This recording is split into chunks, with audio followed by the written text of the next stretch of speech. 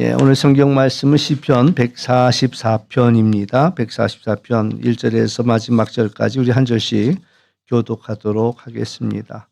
나의 반석이신 여호와를 찬송하리로다. 그가 내 손을 가르쳐 싸우게 하시며 손가락을 가르쳐 전쟁하게 하시는도다.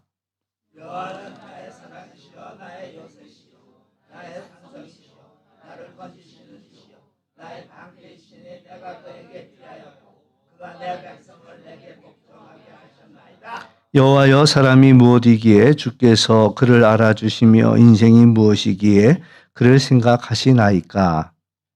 사람은 헛것 같고 그의 날은 지나가는 그림자 같은데이다. 여호와여, 주의 하늘을 두리우고 강림하시며 산들에 접촉하사 연기를 내게 하소서. 번개를 번쩍이사 원수들을 흩으시며 주의 화살을 쏘아 그들을 무찌르소서. 위에서부터 주의 손을 펴사 나를 큰 물과 이방인의 손에서 구하여 건지소서. 그들의 입은 거짓을 말하며 그의 오른손은 거짓의 오른손이니이다. 하나님이여, 내가 주께 새 노래로 노래하며 열줄 비파로 주를 찬양하리이다. 주는 왕들에게 구원을 베푸시는 자시오 그의 종 다윗을 그 해에서 구하시는 자시니라. 이방인의 손에서 나를 구하여 건지소서. 그들의 입은 거짓을 말하며 그 오른손은 거짓의 오른손이니이다. 우리의 아들들은 어리다가 장성한 나무들같이 같으며 우리 딸들은 금전의 양식대로 아름답게 다듬은 모퉁이 돌과 같으며 우리의 곳간에는 백곡이 가득하며 우리의 양은 들에서 천천과 만만으로 번성하며 우리 수선은 무겁게 살았으며 또 우리를 진노하는 일이나 우리가 나아가 막는 일이었으며 우리 거리에는 솔직 부르짖음이 없을진데 함께합니다. 이러한 백성은 복이 있나니 여호와를 자기 하나님으로 삼는 백성은 복이 있도다. 아멘. 아멘. 감기가 쉽게 안 떨어지네요. 건강 아마 조심해야 될 것 같고 요새 특히 이제 또 독감이 아주 유행한다고 하는데 조심해야 될 것 같습니다. 오늘 말씀을 보면 이제 뭐 제목에도 나와 있지만 복이 있는 사람이 누구냐라고 할 때 15절에서 여호와를 자기의 하나님으로 삼는 백성이 복이 있다라고 말씀하고 있습니다. 오늘 말씀을 세 가지로 생각할 수 있습니다. 누가 복이 있느냐라고 생각할 때 첫째는 이제 다윗이 복이 있었죠. 그래서 하나님을 향하여 나의 반석이라 이렇게 고백한 다윗에게 복이 있었다라고 이야기할 수 있겠고요. 다윗에게는 참 많은 어려움이 있었습니다. 우리가 이제 다윗을 생각할 때 왕이라고 생각하기 때문에 그러면 왕의 좋은 것들만 다 생각이 나겠죠. 그러나 다윗의 삶은 왕이 되기 전에도 계속 싸움의 연속이었고 또 왕이 된 이후에도 그가 늘 그렇게 편안하지는 않았다라는 사실들을 우리는 알아차려야 합니다. 그래서 이제 오늘 본문 속에서도 1절, 2절 말씀만 봐도요. 1절, 2절 말씀만 봐도 이건 다 싸우는 이야기입니다.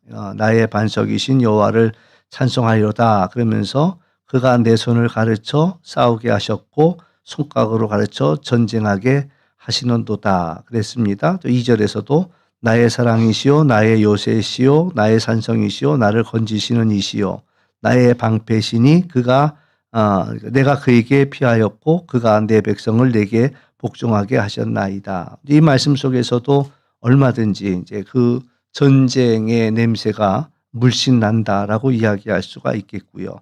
또 5절 이후에도 마찬가지입니다. 6절에 보면 번개를 번쩍이고 원수들을 흩으시고 주의 화살을 쏘아 그들을 무찌르시고 뭐 이렇게 쭉 나가는 이야기들이 여전히 어려움 속에 그가 놓여 있다라는 것들을 우리는 발견할 수가 있죠.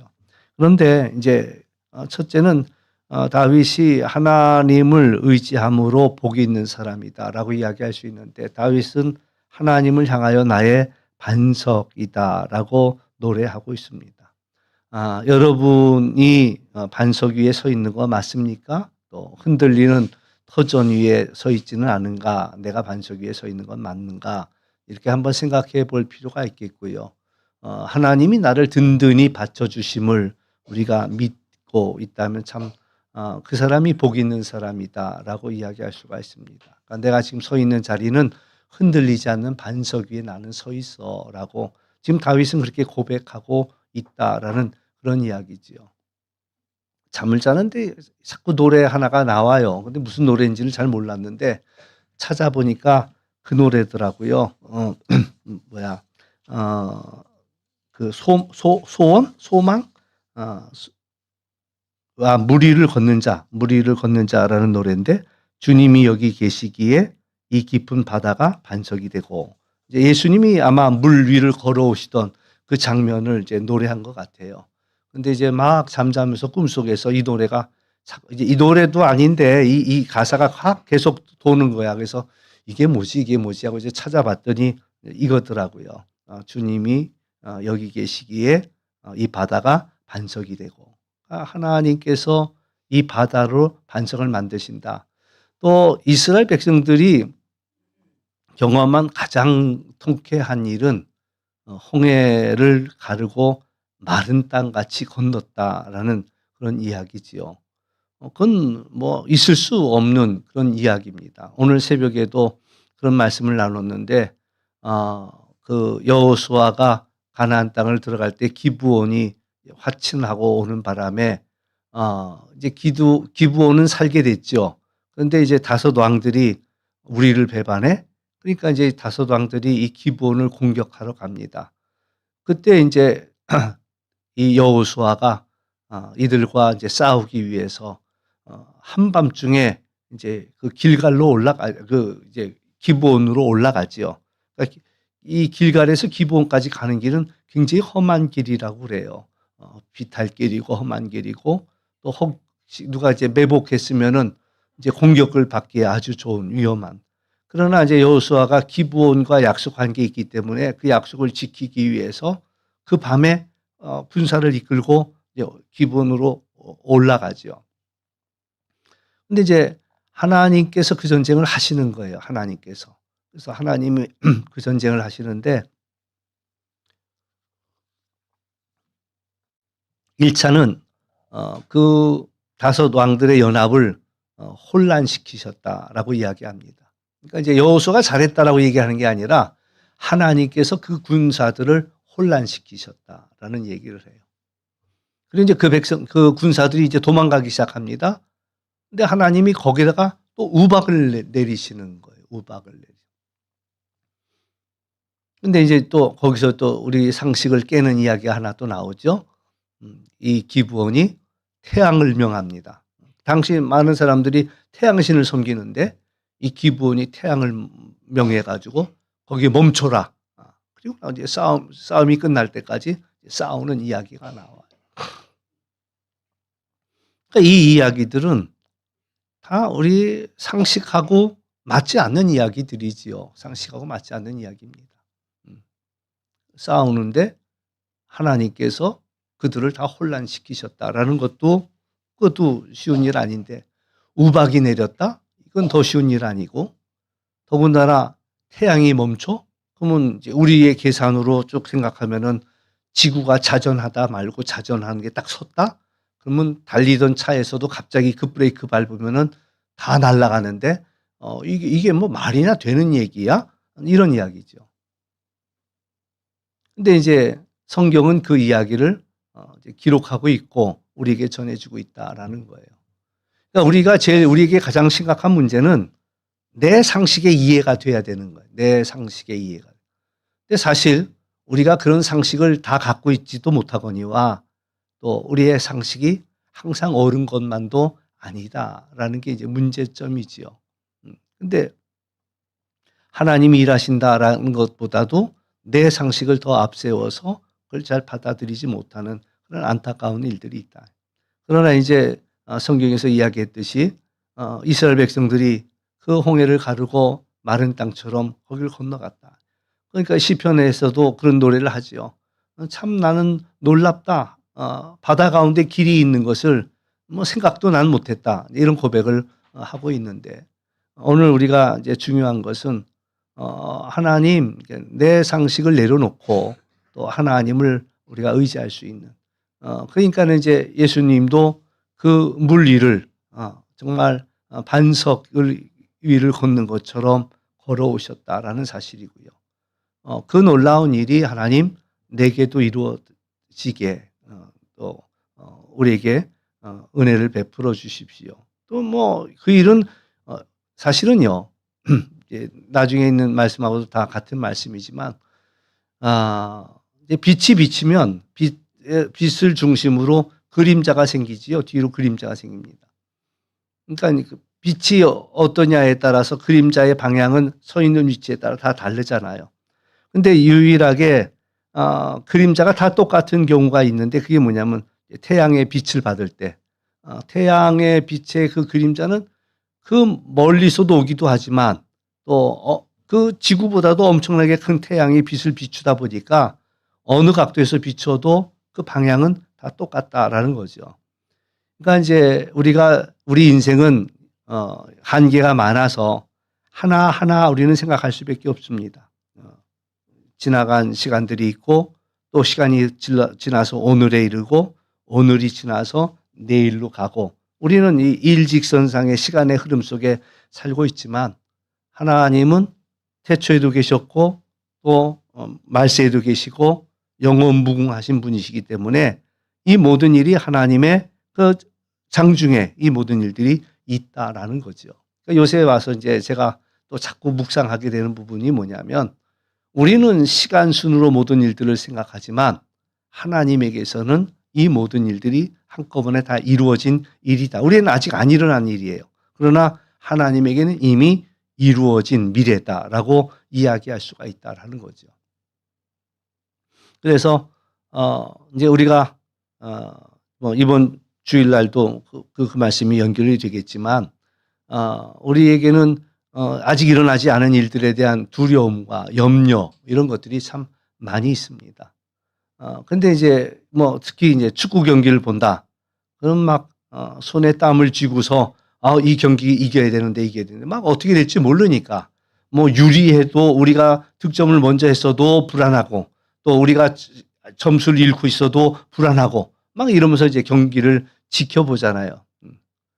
근데 만약에 이제 그것이 재방송이었다라고 한다면 이미 결과를 알고 있는 사람들에게는 그게 손에다 땀을 쥐면서까지 볼 일은 아니다는 거죠. 이미 이건 다 이루어진 경기고 그 과정을 다시 한번 우리가 보고 있는 거예요. 난 처음 보더라도 이미 이제 우리가 이겼대. 근데 어떻게 이겼나?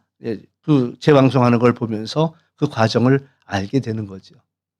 그러니까 우리의 모든 싸움은 이미 주님이 이기신 싸움이야. 근데 우리는 아직 알지 못하는 거예요. 우리는 지금 현실을 살아가죠. 그러니까 우리가 하나님을 믿는 그 믿음이 필요하다라는 거죠. 그런 면에서 이 다윗은 하나님을 믿을 때에 그 나의 반석이라고 고백하고 있는 거예요. 지금은 우리 상황이 여기서도 지금 다윗의 상황은 불안합니다. 그리고 전쟁의 한복판에 놓여 있습니다. 보이는 전쟁도 있고 또 그에게는 보이지 않는 위기도 여러 가지로 많이 있어요.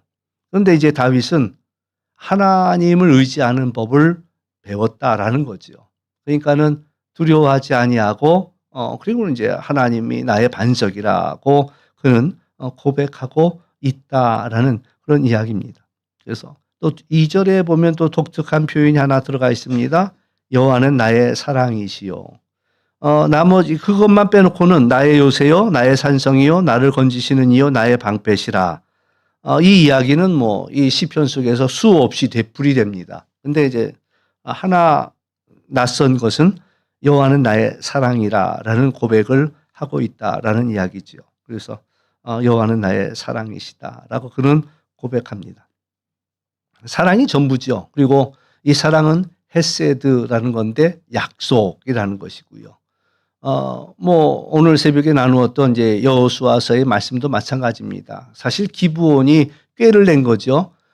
이스라엘 민족의 소문을 들었습니다. 이스라엘 민족이 그 애굽에서 나왔다더라. 홍해를 건너왔다고 그러더라.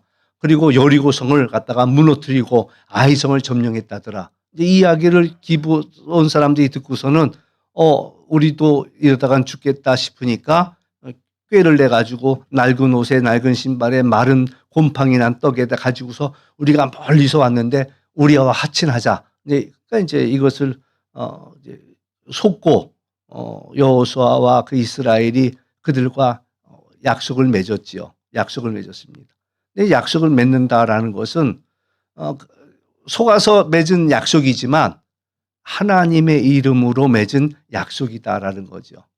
근데 이제 당시 그 모든 그동 지방에서 한 번 정한 약속은 어떤 일이 있어도 지켜야만 했다라는 거예요. 왕일지라도 그 약속을 깨지를 못했다라는 거죠. 왕일지라도. 근데 하나님의 이름으로 약속을 했기 때문에 속은 걸 알았지만 그 약속을 지키고 그 밤이라도 또 기브온을 돕기 위해 올라가고 있다라는 거죠. 그러면서 이제 왜 그 약속을 지켜야 되느냐? 하나님의 이름 때문이다라는 그런 이야기를 해줍니다. 그래서 하나님의 약속 헤세드는 이 약속이 있는 사랑이거든요. 언약의 사랑이에요. 그래서 이 다윗이 하나님을 향하여서 하나님은 나의 사랑이다라고 고백하고 있다는 거죠. 근데 이제 또 3절에 보면 또 우리가 이런 이야기를 또 많이 보긴 했습니다만은 여호와여 사람이 무엇이길래 주께서 그를 알아주시며 인생이 무엇이기에 그를 생각합니까? 4절에 사람은 헛것 같고 그의 날은 지나가는 그림자 같다. 그러니까 하나님은 정말 위대하신 분이신데 하나님 앞에 자기의 모습을 돌아보니 나는 헛것이고 나는 지나가는 그냥 그림자에 불과한 존재단 말이에요. 그런데 하나님이 왜 나를 생각해 주시고 나를 내가 뭐라고 나를 주님께서 알아주시느냐라는 그런 고백을 하고 있는 거죠. 그러면서 하나님을 높이고 자신을 낮추는 신앙이라는 게 뭐냐? 신앙생활이 뭐냐?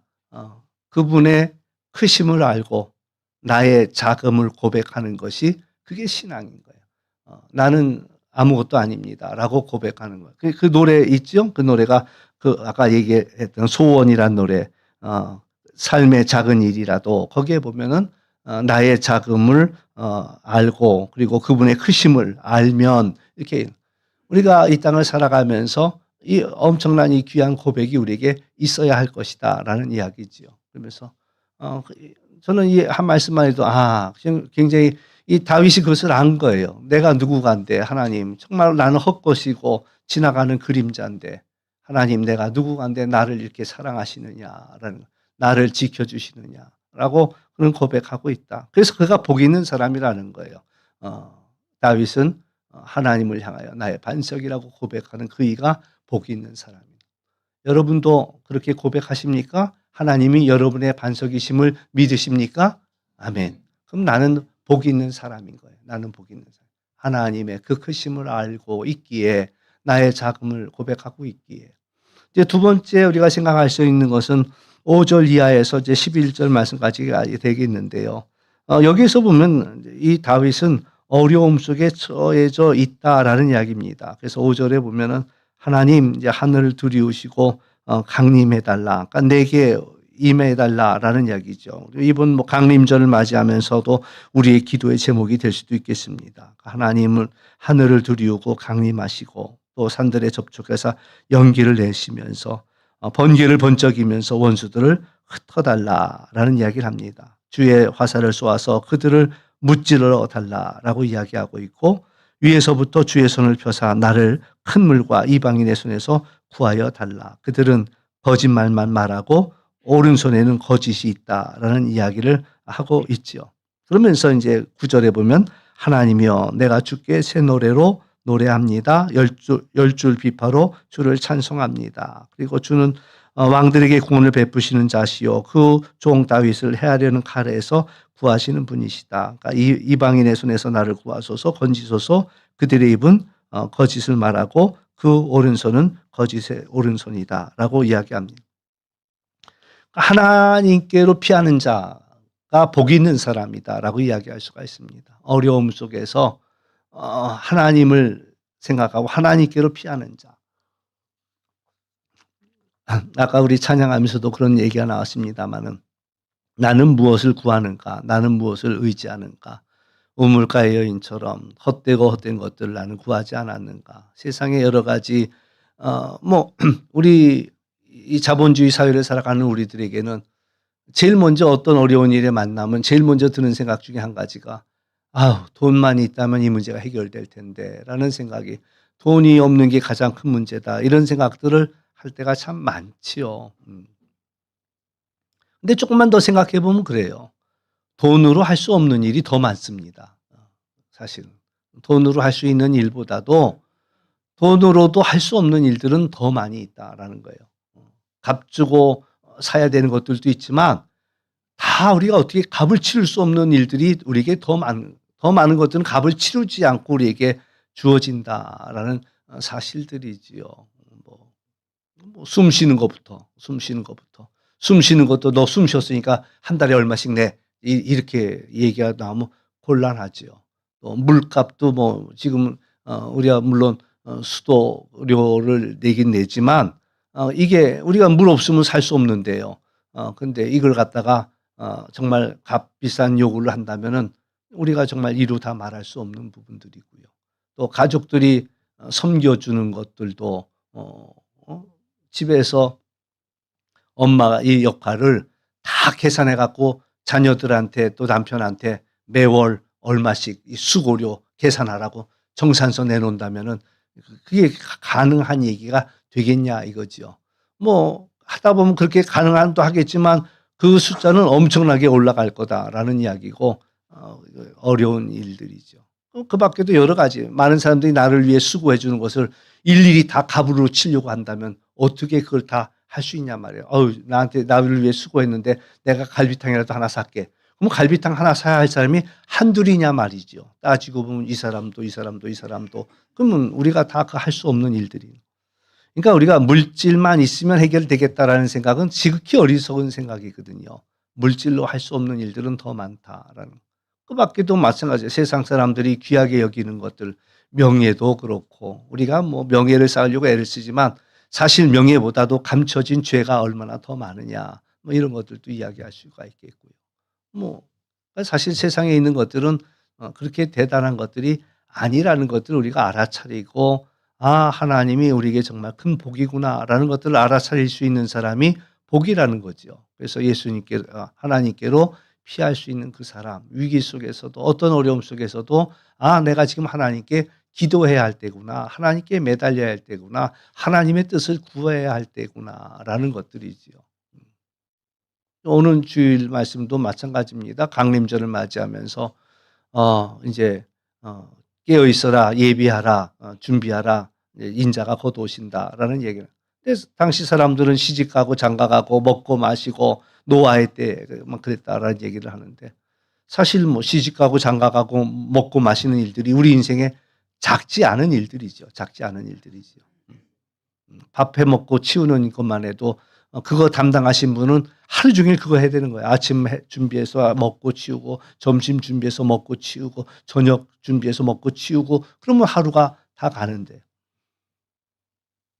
그러니까 우리가 이 모든 일들 속에서 정말 하나님이 우리에게 정말 귀한 분이다라는 것들을 우리가 알면서 인생 속에서 하나님의 뜻을 구하는 그것들이야말로 정말 우리에게 귀한 일들이다. 뭐 이렇게 이야기할 수가 있지요. 이제 세 번째는 그 이야기입니다. 세 번째는 이제 12 절부터 나오는데 12절 갑자기 분위기가 바뀌지요. 12절부터는 우리의 아들들은 어리다가 장성한 나무 같고 또 우리의 딸들은 궁정의 양식대로 아름답게 다듬은 모퉁이 돌 같고 우리의 곳간에는 백곡이 가득하고 우리의 양들은 들에서 천천과 만만으로 번성하고 우리의 수소는 무겁게 실었으며 또 우리를 침노하는 일이나 우리가 나아가 막는 일이 없으며 우리의 거리는 슬픈 부르짖음이 없을진데 이런 것들이 이제 복이다. 그러니까 가만히 이 말씀을 또 생각해 보면 셋으로 나눌 수가 있어요. 하나는 과거의 일입니다. 그러니까 이제 이 다윗이 뒤돌아보니까 이게 하나님이 나의 반석이 되어 주셨기에 나의 요새가 되어 주셨기에 이게 이제 과거에 있던 일들을 회상할 때에 하나님께서 우리에게 주신 복이라는 것을 알아차린 거예요. 또 이제 5절부터 11절까지는 현재 지금 자기가 당하고 있는 어려움 속에서 내가 하나님께로 피할 때 하나님이 또 나를 받아주시는 그것이 두 번째 복이라고 한다면, 또 이제 이 12절부터는 저는 그렇게 해석합니다. 미래에 일어날 일들이죠.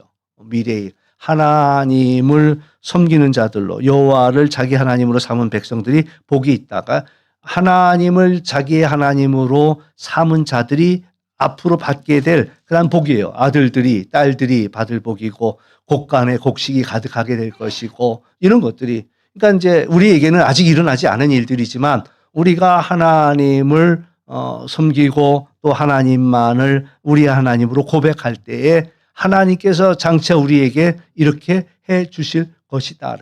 사실 뭐 저에게도 믿음이 부족하니까 이게 다 보이지는 않아요. 나도 하나님 이랬으면 좋겠습니다, 이런 생각인데, 나도 아직 믿음이 부족하니까 그게 다 보이지는 않아. 근데 분명한 고백 하나 있어요. 제가 여러분에게 고백했습니다. 적어도 하나님은 내게 가장 좋은 것을 주셨다. 내가 살아오는 동안 적어도 하나님은 내게 가장 좋은 것들을 내게 주셨다는 거예요. 내가 생각한 것보다 그 이상의 복들을 하나님이 내게 주시더라라는 거지요. 내가 뒤돌아보니까, 가만히 생각해 보니까 하나님이 내게 이런 복들을 주셨다라는 거예요. 뭐 정말 이루 말할 수 없는 은혜가 많지요. 하나님께서. 나는 다 생각 못했는데도 하나님이 더 좋은 것들을 주시고 더 좋은 것들을 주시고, 생각지 못했던 것도 나중에 생각해 보니 하나님이 내게 주신 것들이고. 그러니까 이제 적어도 그 믿음이 있는 거예요. 어떤 어려운 일을 만나도 하나님이 좋은 거 주시려고 그래. 이런 믿음이 있는 거예요. 어려운 일을 만났지만 하나님이 좋은 거 주시려고 그러지. 이제 이런 믿음이 있으니까 막 뭐랄까요? 당황스럽지만은 않은 거죠. 물론 어려워하죠. 힘들어하죠. 그리고 하나님께 매달려 기도하겠죠. 그러나 결국에는 하나님은 분명히 좋은 거 주셔라는 그 믿음이 있는 거예요. 워낙엔 여러분에게도 그런 고백이 여러분의 고백이 되었으면 좋겠습니다. 하나님이 내게 좋은 거 주셔. 근데 또 여러분 중에는 나는 돌아보면 별로 좋은 거 안 주셨는데 이제 이렇게 생각하는지도 모르지요. 근데 사실요, 여러분은 어떤 복을 받기를 원하는 거예요? 어떤 복을 받기를 원해요? 근데 이미 우리가 받은 복도 우리가 생각해 볼 수 있다는 거예요. 첫째는 우리가 구원받은 것도 엄청난 복입니다. 뭐 100점 만점 중에서 우리가 구원받은 것만 해도 뭐 90점은 따고 들어간 거야. 90. 하나님을 알지 못하고 구원받지 못한 사람들을 생각한다면 우리가 하나님을 안다는 것만 해도 그 엄청난 복이에요. 뭐 여러분들은 박하게 줘서 그 구원받은 걸 9점만 줄는지 모르겠는데, 그러나 우리가 구원받았다는 것만 해도, 우리에게 하나님 나라가 약속되어 있다는 것만 해도, 하나님이 나를 사랑하신다, 또 나를 그의 백성 삼아 주셨다는 것만 해도 우리에게는 작지 않은 복이다라고 이야기할 수가 있는 거죠. 근데 그리고 나서 이제 이 모든 것들이 하나님이 이제 이 모든 것들을 우리에게 더해 주신다라는 거예요. 그러니까 우리가 하나님 안에서 제대로 믿음으로 우리가 살아간다면, 오늘 말씀처럼 하나님을 나의 복으로 여기고 여호와를 나의 하나님으로 삼는 사람들을 우리가 그 나라와 그 일을 구해 간다면 하나님은 이 더 큰 일들을 더 만들어 가신다는 거예요. 이미 우리에게 베풀어 주신 것만 해도 감사하고, 우리가 뭐 예수님 알고 예수님 믿은 게 우리가 잘한 게 있어서 예수님 알고 믿었나요? 우리는 예수님 알기 전부터 하나님 우리 사랑하셨고 우리 찾아오셨고 우리를 붙들어 주셨기에 우리가 하나님의 자녀된 거, 이것만 해도 사실 엄청나게 큰 복이지만, 또 이 세상 사람들이 구하는 그런 복들도 어쩌면 하나님은 우리에게 더 귀한 것들을 예비하고 계시고 준비하고 계시다. 그러니까 중요한 거는 우리가 믿음으로 살기를 원하는 거죠. 믿음으로 서기를 원하신다는 거죠. 하나님의 뜻대로 우리가 이 땅을 살아가면서 이미 우리는 복 받은 자로서 복의 근원, 복의 통로로 우리는 살아갈 필요가 있다라는 얘기입니다. 그래서 이제 제가 순례자 이야기를 하면서 우리는 본향을 향하는 순례자입니다. 우리의 목적지는 이 땅이 아니라, 그래서 이 땅에다 다 쌓아둘 것이 아니라 우리의 본향에다가 그 복을 쌓아두면서 본향을 향해서 우리는 가야 합니다. 그리고 이제 최근에 가졌던 이제 올해까지 가졌던 우리의 표어는, 순례자는 서로의 얼굴을 빛나게 합니다. 내가 있는 그 자리에서 나 때문에 서로가 얼굴이 빛나는 거야. 가족 안에서는 나 때문에 부모의 얼굴이 빛나고, 나 때문에 자녀의 얼굴이 빛나고, 나 때문에 배우자의 얼굴이 빛나고, 또 밖에 나와서는 일터에서는 나 때문에 나와 함께 일하는 사람들이 행복해하고, 나 때문에 그들이 위로를 얻고 힘을 얻고, 그러니까 우리가 복 있는 자로 살아가자, 이런 이야기를 말씀드렸고, 이제부터는 내년에는 우리가 순례자는 복을 심는 사람입니다라고 해서 서로의 마음속에다가 좋은 것들을 심어줄 수 있는, 어떤 이들은 서로의 마음에다 상처를 심는 사람들도 있습니다. 고통과 아픔을 이런 것들을 심는 사람들도 있지만, 이왕이면 우리가 서로의 마음에다가 기쁨도 심어주고, 또 웃음도 심어주고, 소망도 심어주고, 좋은 것들을 심어주자. 그 중에 제일은 하나님의 말씀을 심어주자는 거예요. 하나님의 약속을 심어주자라는, 그것이 우리가 해야 할 일인데, 하나님이 우리를 이 땅에 두신 그 뜻이 이거지요. 우리가 이 땅에 살면서 순례자로 살아가길 원하시고, 복의 통로로 살기를 원하시고, 이 땅을 하나님 나라 가꾸는 일에 우리를 쓰기를 원하신다. 우리가 그 나라와 그 의를 구하는 삶들을 살아간다면, 우리는 하나님이 우리에게 이런 것들을, 다윗이 고백한 대로 나의 반석인 것들을 우리는 날마다 경험할 것이고요. 또 위기와 어려움 속에서 하나님께서 우리를 지켜주시고 붙들어 주신 것들도 우리가 경험할 것이고요. 우리가 구하는 모든 것들을 하나님이 채워주시는 그러한 일들도 우리는 얼마든지 경험하게 될 것이다 라는 그런 이야기지요. 그래서 하나님, 내게 복을 더 주십시오 라고 사실 우리는 이야기할 수 있겠지만, 하나님이 주실 복은 이미 우리에게 다 주셨거든요. 그리고 우리가 그 복을 나누는 삶들을 살아갈 때에 우리의 복은 더 풍성하게 30배, 60배, 100배로 더 늘어난다라는 사실들을 우리가 기억하면서, 하나님이 우리에게 복을 주셨어요. 그 복을 우리가 자꾸 심는 거야. 심을 때에 여기다 잘 심으면 30배의 복이 되는 거고, 여기다 또 심으면 60배의 복이 되는 거고, 100배의 복을 이루어가면서 우리가 하나님 앞에 나가고, 하나님 앞에 우리의 열매를 가지고 나가는 그런 우리가 되지 않겠는가라는 그런 이야기죠. 그래서 이 말씀도 저 나름대로 이제 계속 오늘 하루 종일 묵상하다 보니까 이게 이제 하나의 복덩어리인데, 하나님을 그 다윗이 살아온 삶 속에서 뒤돌아보니까 하나님이 이 모든 싸움도 싸우게 하셨고, 하나님이 위험할 땐 지켜주셨고, 이게 과거에 내가 하나님을 의지해서 받은 그러한 복이지요. 반석이라 고백하고 받은.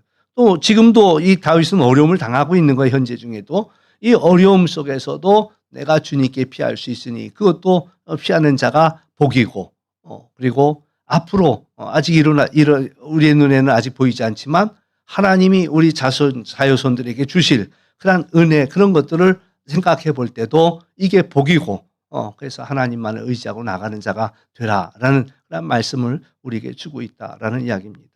원하기는 여러분들도 이 일이 여러분의 눈에 다 펼쳐졌으면 좋겠어요. 다윗의 눈에 과거도 현재도 미래도 이 일들이 다 펼쳐지면서 하나님을 경외하는 그 사람이 복 있는 사람이다라고 고백했던 것과 마찬가지로, 여러분의 눈에도 지나온 시간들을 돌아보면서 내가 하나님을 의지한 것이 복이었다라고 고백하고, 지금도 나는 어려움 속에 있지만 하나님께로 우리가 피한다, 그 피할 수 있는 하나님이 내게 있다라는 것을 고백할 뿐만 아니라 장차 우리를 통해서 이루실 그 놀라운 일들을 여러분들이 꿈꾸면서 또 바라보면서 또 믿음으로 아멘으로 우리가 응답함으로써 우리의 삶 속에 이루어지는 놀라운 역사가 있기를 주의 이름으로 축원합니다.